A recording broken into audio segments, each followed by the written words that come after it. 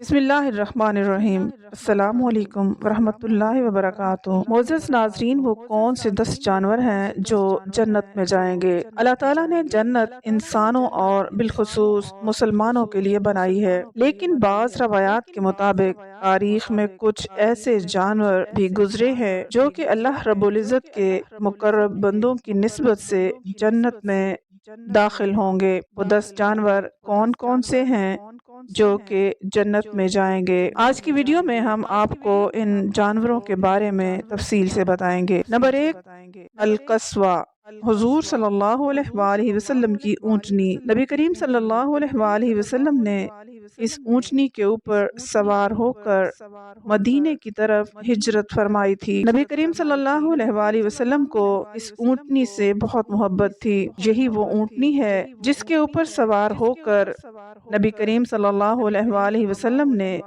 جبل رحمت سے حجۃ الوداع کا خطبہ دیا تھا۔ میدان عرفہ میں جس جگہ یہ اونٹنی کھڑی ہوئی تھی اس جگہ اب ایک لوح نصب ہے۔ روایات کے مطابق جب حضور صلی اللہ علیہ وآلہ وسلم روز قیامت شان و شوکت سے جنت میں داخل ہوں گے تو اسی اونٹنی پر سوار ہوں گے، تو اس طرح آپ صلی اللہ علیہ وآلہ وسلم کی نسبت سے یہ اونٹنی بھی سب سے پہلے جنت میں داخل ہونے والے جانوروں میں سے ایک ہے۔ نمبر 2، حضرت صالح علیہ السلام کی اونٹنی۔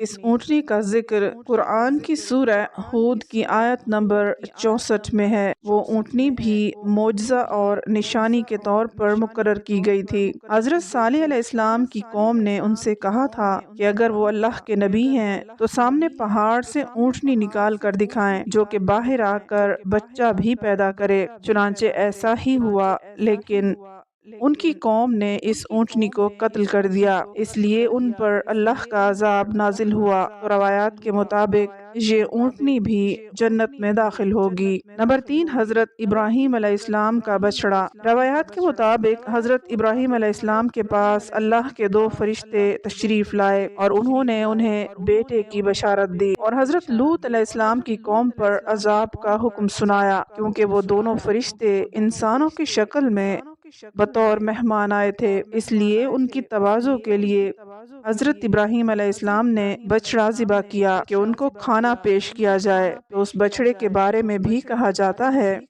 کہ وہ بھی جنت میں جائے گا۔ نمبر 4، حضرت اسماعیل علیہ السلام کا مینڈھا۔ اللہ تعالیٰ نے جب حضرت ابراہیم علیہ السلام کو خواب میں حضرت اسماعیل علیہ السلام کو ذبح کرنے کا حکم دیا تو حضرت اسماعیل علیہ السلام نے حکم الہی کے آگے سر جھکا دیا اور اللہ کی راہ میں قربان ہونے کے لیے لیٹ گئے۔ تو اس وقت اللہ کے حکم سے ان کی جگہ ایک مینڈھا آ گیا جس نے حضرت اسماعیل علیہ السلام کو محفوظ فرمایا، اور حضرت ابراہیم علیہ السلام نے اسے جب قربان کیا اس مینڈھے کے بارے میں بھی کہا جاتا ہے کہ وہ مینڈھا بھی جنت سے آیا تھا اور وہ جنت میں ہی جائے گا۔ نمبر 5، حضرت موسیٰ علیہ السلام کی گائے۔ اس گائے کا ذکر قرآن میں بڑی تفصیل کے ساتھ موجود ہے، اسی پر سورہ بقرہ ہے۔ بنی اسرائیل کے لوگوں نے ایک قتل کر دیا تو حضرت موسیٰ علیہ السلام نے اللہ کے حکم سے ان کو ایک موٹی تازی پیلی گائے ذبح کرنے کا کہا، اور اس گائے کے گوشت کا ایک ٹکڑا اس لاش پر مارا گیا۔ اس لاش نے زندہ ہو کر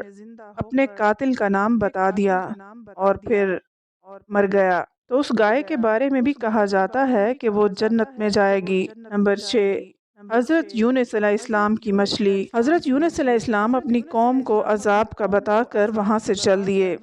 راستے میں ایک کشتی میں سوار ہوئے تو طوفان آ گیا اور کشتی ڈوبنے لگی۔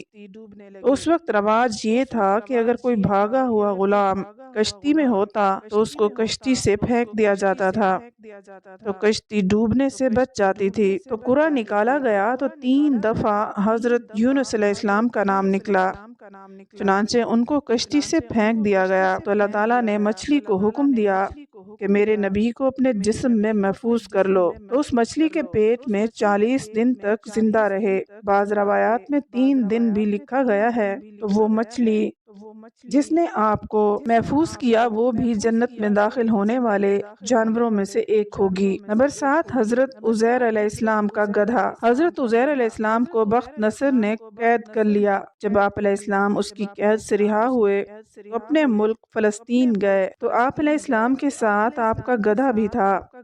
اس گدھے کا ذکر بھی قرآن مجید میں آیا ہے۔ وہ گدھا بھی حضرت عزیر علیہ السلام کی نسبت کی وجہ سے قیامت کے روز جنت میں داخل کیا جائے گا۔ نمبر 8، حضرت سلیمان علیہ السلام کی چیونٹی۔ اس چیونٹی کا ذکر قرآن میں سورہ نمل میں بڑی تفصیل سے کیا گیا ہے۔ جب حضرت سلیمان علیہ السلام کا لشکر آ رہا تھا تو اس چیونٹی نے اپنے ساتھیوں سے کہا کہ اپنے اپنے بلوں میں داخل ہو جاؤ، ایسا نہ ہو کہ سلیمان علیہ السلام کا لشکر تمہیں کچل دے۔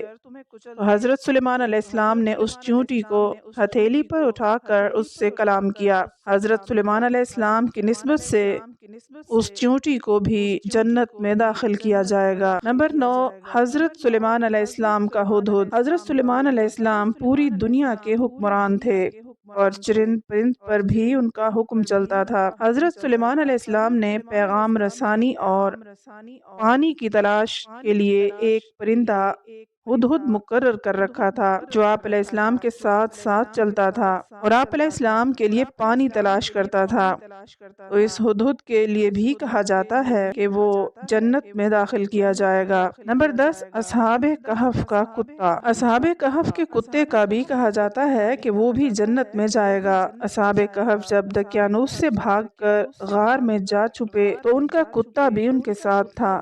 انہوں نے بہت چاہا کہ وہ کتا واپس چلا جائے کیونکہ ان کو ڈر تھا کہ وہ کتا بھونکے گا تو وہ پکڑے جائیں گے، لیکن وہ واپس نہ گیا اور ان کے ساتھ ہی غار کے دھانے پر بیٹھا رہا، اور جس غار میں وہ سو گئے وہیں وہ بیٹھے بیٹھے فوت ہو گیا۔ تو کہا یہ جاتا ہے کہ یہ کتا بھی اپنی وفاداری کی وجہ سے جنت میں داخل ہوگا۔ معزز ناظرین، ان تمام جانوروں کے بارے میں ان معلومات کا ذکر کسی مستند احادیث میں نہیں ملتا۔ ان 10 جانوروں کا ذکر قرآن مجید میں بھی کیا گیا ہے۔ اس کے علاوہ روایات میں بھی ان کا ذکر کیا گیا ہے۔